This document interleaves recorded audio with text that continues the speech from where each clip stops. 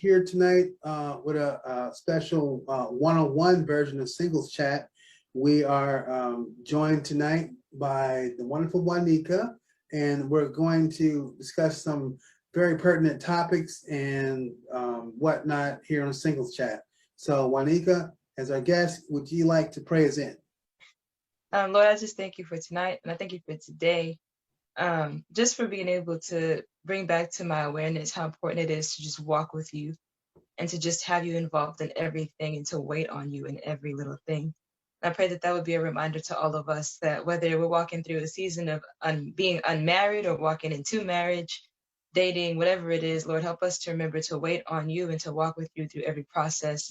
And not only on that topic, but in general with everything in life, so that we won't stress ourselves out, but to just rest in who you are. In your name, Jesus, I pray. Amen. Amen. So one topic of discussion is the topic of discussion. Question is are arguments ever healthy?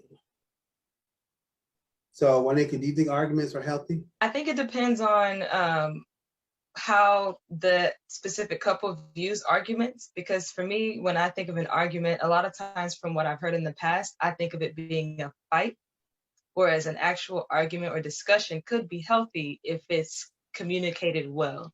So I think it really just kind of depends on the couple. I have some friends that I'm like, ooh, I don't know if that's necessarily healthy, because y'all are yelling at each other and cussing each other out and you're not hearing each other.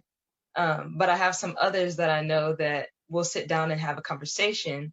Even though there's discourse or there's tension, they're able to communicate with one another and work towards a solution. So I think they are healthy if you have the correct mindset going into it. So arguments are beneficial if they are coming from the right spirit. Yeah, I would say. Yeah, I can see that. I do know that I've heard of people who are in their old age and they've been married forever, and they say, oh, we've never had an argument in our lives. And it's just like, to me, I'm like, I think it's about context, because I think some people, like you said, they see arguments as fighting, and some people see arguments as discussion. And I think people who say I never had an argument with my wife in our whole marriage, I think they're really saying I never had a fight with my wife. And that can lead to another point. Is fighting something that's an inevitable outcome when you're dating? When you have two different personalities coming together, is an argument, a fight, bound to happen? That's actually a good question, because I feel like that's kind of what I was taught, is everybody's like, oh, you know, if you guys aren't fighting, then you aren't really connecting in a relationship or whatever. And I think that's a really dangerous way to kind of explain to people how what place conflict has in a relationship. Because for me, I had a lot of friendships, and I do think, I mean, you know, just going off of that for a second, I do think that sometimes we can have like more shallow relationships to where you don't really have that kind of discourse. But I've had some close friendships, and even with my family, like I've never really had a fight with anybody. So growing up with that, I don't really feel like it's inevitable that I would have a fight in my relationship with my significant other. Now, we have had disagreements, we have hurt each other's feelings, we have said things in an irritated tone before and been upset with each other. And then the other would just say, hey, that hurt my feelings. Or when you said that, I didn't really, you know, that doesn't sit well with me. And then we just have a conversation from there. So there's bound to be disagreements, there's bound to be discourse, but I don't know if it necessarily needs to be a head-on fight.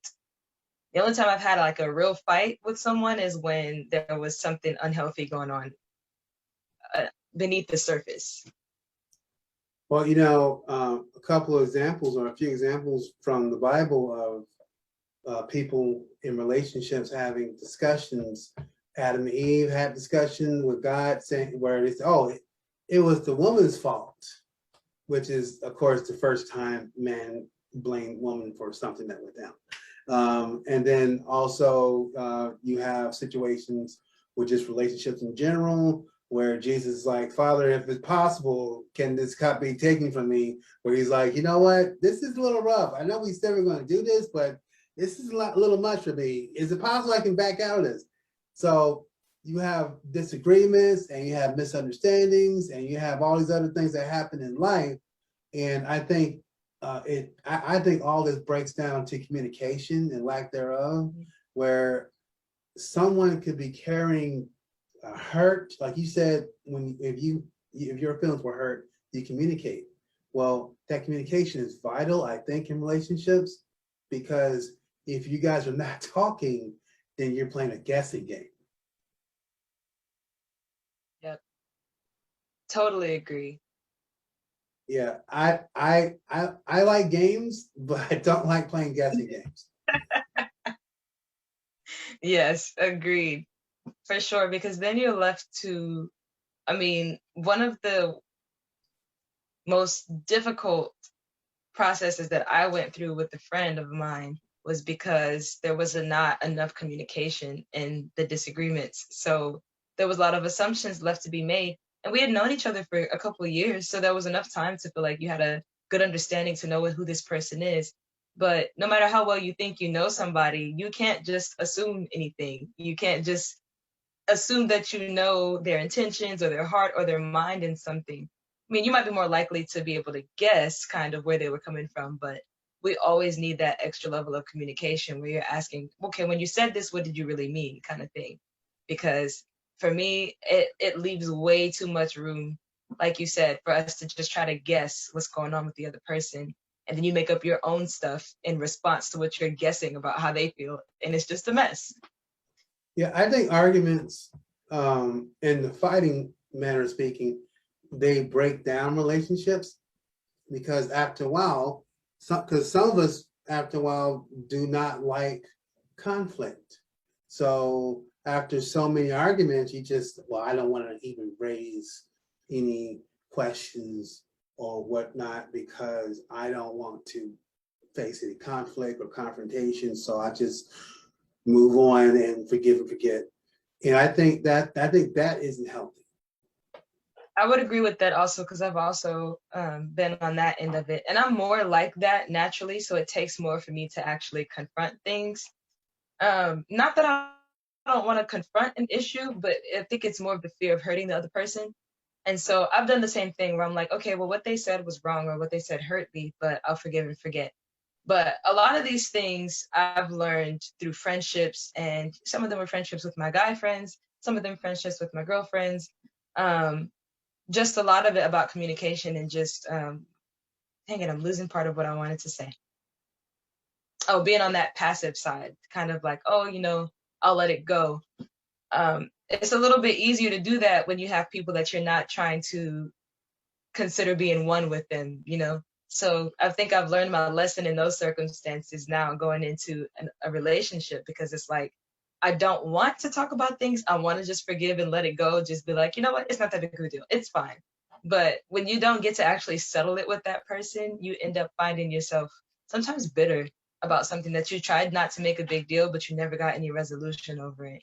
What happens is that if you do not communicate to the person your problem or your issue, you can end up becoming a time bomb where you hold on to that hurt from last week and then it comes up a month later and in a very bad form over dinner. That is very true. Very true. I'm saying I had, my most recent experience again with this very difficult time period with a friend of mine. All of that culminated into this one huge thing. One thing happened and nobody addressed it, and then a month later it came out when something else was going on, and then they backtracked for the last 5 things that happened, and it's like, whoa, I didn't even know we were still on this, yo. So yeah, Yeah, for sure. yeah. Well, some people are hurt from things that you said to them and they didn't communicate to it, and then you end up wondering why they're coming at you with this because you thought you Mhm. squashed it. But some people, they don't squash it; they just bury it and they water it and they let it grow and it becomes just a tree of problems and issues, and it brings bad fruit for everybody. So the best thing to do is attack at the root. Go to the person and talk to them, especially if they're your significant other. You want to make sure that you're letting them know that, hey, this is not working, this is working, this hurt me when you said that, you did this, because this is what will happen. Sometimes men and women, we throw each other under the bus, and we do it casually, and our significant other like, oh my gosh, they didn't defend me when this person came at me. They use me like a wet rag. They act like I didn't have any feelings when they said this. And then they bring it up later after they've been fuming for weeks. So if you have a problem, I think it's good to share it with your significant other. I mean, they are your significant other, aren't they? Mhm. For sure. And I think if you feel like you're in a place where you can't address something right at that moment because you're too mad and you don't know if you're just going to blow up on that person, I think that would be the time where it would be okay to wait a little bit and then address it, but never just bury it. And like you said, water it while it's buried, because a lot of times we don't realize that if you just bury something, every time you think about it, you're watering it. Every time you have a reaction or a feeling towards that thing, that's watering it. So for sure, if you have to wait a little bit just to cool off, that's fine. But always, always, always go back to that communication. Yeah, I think the Bible talked about how we're not supposed to let the sun go down on our anger. Mhm. So in other words, don't let your anger carry on to the next day, because it'll be another day after that. It always amazes me how quickly we get to the weekend and how quickly it's over. And all of a sudden it's another year. Like, oh, wait, is it Easter already? It's Christmas? What? And that's, but in context in relation to our relationships, if we hold on to those things that are negative, suddenly it'll just facilitate and grow for that much time, and then all of a sudden you've had a problem with somebody for years, Mhm. and maybe you guys broke up because y'all didn't communicate the issues you had, and you just petered out. Well, if you talk to the person, your person, you're probably going to have a better understanding of it, I think. I think so. I think another issue we run into a little bit is kind of, I know there's different viewpoints on this kind of thing, but I think that maybe the truth is somewhere in the middle, where we talk about God ordained relationships and then relationships where we get to choose who we're going to marry and things like that. Um, I hope I'm not like crossing into uncharted territory, but I think for those that are on the God ordained this relationship side, like we kind of get passive, and when we do this with our own lives also, where it's like, oh, God said this was gonna happen, and then we get passive with it. We don't treat it with honor or with the respect that is due to that thing.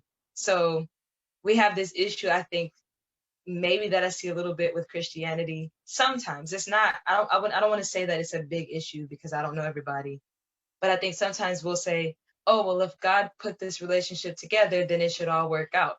But we're not really challenging ourselves to communicate or to think or to have conversations like we should. We just kind of expect to be able to come with all of our baggage and then, oh, because God said so, it should work out. But that's like saying that God told you that he would open the door for this job, but you didn't go develop any skills to make sure that you were qualified on our end to be able to perform in that job. I feel like that's another issue we run into sometimes, where it's like, it's not perfect, but God said this was going to be perfect. So why is everything going wrong? But we're not working on ourselves. Well, I think that plays into David and Michelle in the Bible, how, Michelle, King Saul's daughter, they were supposedly on the right track, but then they started having all these little arguments, and they had issues, and they sprung up at different times, and so they they had some stuff going on that led into Bathsheba, and some, we won't get into all that, but the point is, relationships will run into speed bumps, and not everyone enjoys pistachio ice cream. Not everyone enjoys vinegar and salt chips. Some people hate pickles. Some people love pretzels, things like that. And some people, and I mean, we'll keep running into differences because we weren't born the same person. So we're naturally going to run into situations. I think when it comes to communication and conflict and confrontation, is all about where it's coming from. And if you are, I mean, some people are actually gluttons for punishment, and they like being argumentative. And to me, I mean, me personally, I don't want to date anyone who's argumentative. I don't want to date a person who at a drop of a hat, they just start berating somebody because they have to prove their point or whatever that is. I'm not for it because it doesn't really invoke positivity in relationships. It really tears us down, tears each other down, really. But that's just my take on it. Yeah, absolutely. I mean, we see, like you were saying, talking about in scripture, Jesus talks about how a kingdom divided against itself can't stand.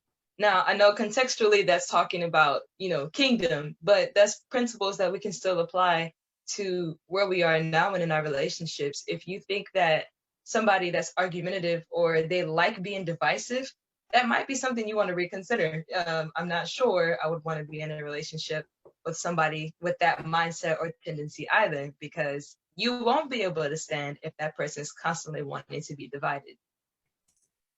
So like I'm saying, conversations is important, but another conversation we should have is what do you think about who pays for the first meal on the first date? It depends, because I have, how do I want to explain it? So I would say that I was traditional in my mindset of dating at first, like, like the man pays for everything and the man opens the doors and pulls out the seat and everything. And so my parents raised me, those are kind of the expectations for my brothers. But after I dated for the first time, kind of right out of high school, I kind of realized, now I do think that men should be kind. So, opening the doors and, having that, what do you call it? Gentleman behavior, we'll call it that. I think that is definitely a must, but when it comes to paying for the first date, I think it's kind if he offers, but for me personally, I probably would be okay with going Dutch, because for me, I just have this thing where I feel like if I'm not sure where this is going to go out the gate, well, I don't want that to sound wrong. Uh, I wouldn't want to place a financial burden on that person if we're trying to get to know each other to decide whether we want to be married, whatever the purpose of the relationship is later on or not. So if they don't offer to pay and they seem kind of rude, then it'll rub me the wrong way. But I don't think there's anything wrong with splitting it, just because for me personally, like I said, I just don't want to place a financial burden. When I first dated, I never cared too much for gifts. I was like, you don't have to buy me anything. Don't do anything to perform, really. You can be kind. Like if it's just out of the kindness of your heart, then great, but it's not an expectation.